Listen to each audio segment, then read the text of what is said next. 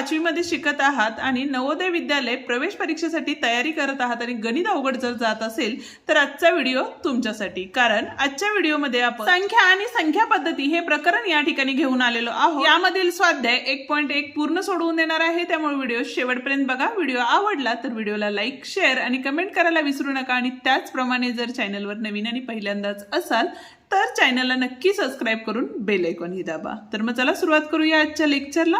पहिला प्रश्न काय आहे तो बघूया। आता हा जो स्वाध्याय आहे तो खरंच महत्त्वाचा आहे। या स्वाध्यायामधील बरेच प्रश्न परीक्षेला विचारले गेलेले आहेत। ठीक आहे, काय प्रश्न आहे बघा।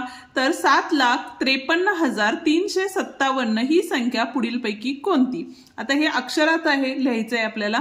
तर या ठिकाणी बघा 753 357 आहे का, नाही। तर काय आहे 7,53,000 आहे, बरोबर आहे। मग आता 7,53,000 आहे का यामध्ये, नाही। तर 753,000च्या स्थानापर्यंत आहे आणि 357 म्हणजेच तिसरा पर्याय या ठिकाणी काय आहे, बरोबर आहे। ठीक आहे, कारण 1 2 3 या ठिकाणापर्यंत हजारापर्यंत स्थान असतात। म्हणजे या ठिकाणी आपण काय म्हणू शकतो बघा, 53,000 आहे तर आपण 753,357 अशी ती संख्या आपण या ठिकाणी वाचणार आहे। ठीक आहे, आता बघूया पुढचा प्रश्न। आता या ठिकाणी बघा काय सांगितलेलं आहे, 1 4 6 8 आणि 9 हे अंक प्रत्येकी एकदाच वापरून त्यापासून बनवलेली सर्वात मोठी 5 अंकी संख्या कोणती। दिलेल्या संख्या किती आहेत या ठिकाणी, तर 5 आहेत, बरोबर आहे। आणि सर्वात मोठी 5 अंकी संख्या बनवायची आहे। मग अशा वेळेला आपण काय करतो, तर उतरता क्रम या ठिकाणी लिहून घेतो। जसं की पहिली संख्या 9 येईल, दुसरी 8 येईल, नंतर 6 येईल, नंतर 4 येईल आणि नंतर 1 येईल। म्हणजे 98,641 ही ती संख्या असणार आहे का बघा पर्यायामध्ये।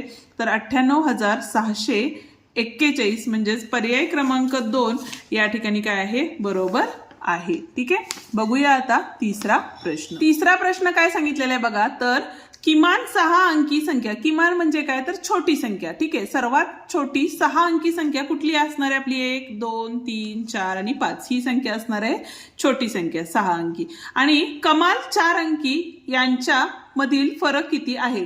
कमाल 4 अंकी संख्या म्हणजेच काय तर 4 अंकी मोठी संख्या कुठली असणार आहे, तर 9999 असणार आहे, म्हणजे 9,999। दोघांच्यात वजाबाकी केली, इथं झाले 10, इथं झाले 9, इथं झाले 9, इथं झाले 9, इथं झाले 9 आणि इथं झाले 0। वजाबाकी केली 1 0 0 0 आणि हे 9, 90,001 ही संख्या असणार आहे। म्हणजेच पर्याय क्रमांक सी या ठिकाणी काय आहे, बरोबर आहे। ठीक आहे, बघूया आता चौथा प्रश्न। चौथा प्रश्न काय दिलाय बघा या ठिकाणी, दशम स्थानी 9 असलेल्या विविध अंक वापर करून बनणारी किमान संख्या कोणती। किमान म्हणजे छोटी, वेगवेगळे अंक वापरलेले आहेत। आता प्रत्येक संख्येत या ठिकाणी वेगवेगळे अंक वापरलेले आहेत। प्रत्येक संख्येत 9 हे काय आहे, दशम स्थानी आहे। पण आपल्याला काय सांगितलेलं आहे, किमान संख्या म्हणजे छोटी संख्या कोणती असं विचारलेलं आहे। आता या दोन तर मोठ्या झाल्या, इथं 1000 आहे, इथं सुद्धा 1000 आहे, पण इथं किती आहे 1092 आहे आणि इथं 1290 आहे। म्हणजेच ए पर्याय या ठिकाणी काय आहे, बरोबर आहे। ठीक आहे, आता बघा पुढचा म्हणजे पाचवा प्रश्न। काय सांगितलेलं आहे, तर 5555 ही संख्या या प्रकारे लिहिली जाते। कशी असणार आहे, 5000 काय आहे 555 म्हणजे पर्याय क्रमांक डी या ठिकाणी बरोबर आहे। कारण 5555 बरोबर आहे।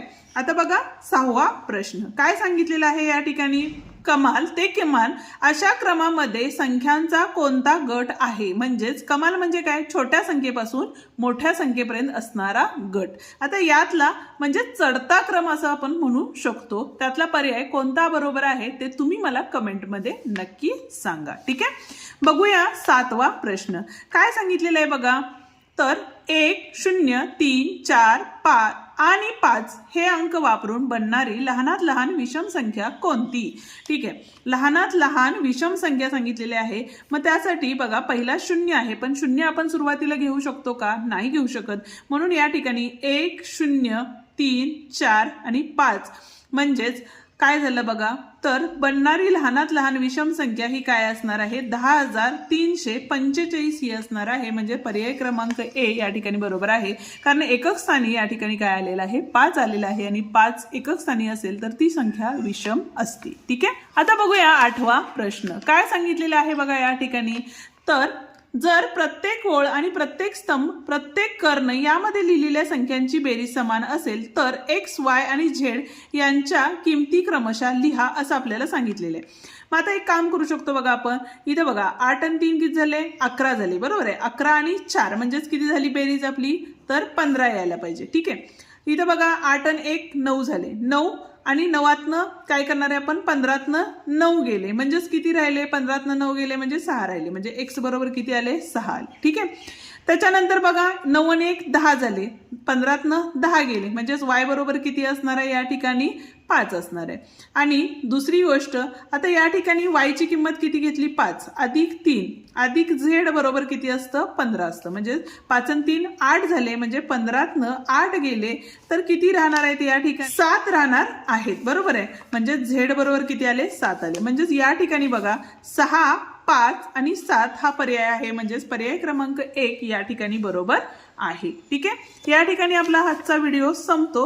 आजचा व्हिडिओ तुम्हाला कसा वाटला ते कमेंट करून नक्की सांगा. व्हिडिओ आवडला असेल तर व्हिडिओला लाईक शेअर आणि कमेंट करायला विसरू नका. आणि त्याचप्रमाणे जर चॅनलवर नवीन आणि पहिल्यांदाच असाल तर चॅनलला नक्की सबस्क्राईब करून बेल आयकॉन दाबा.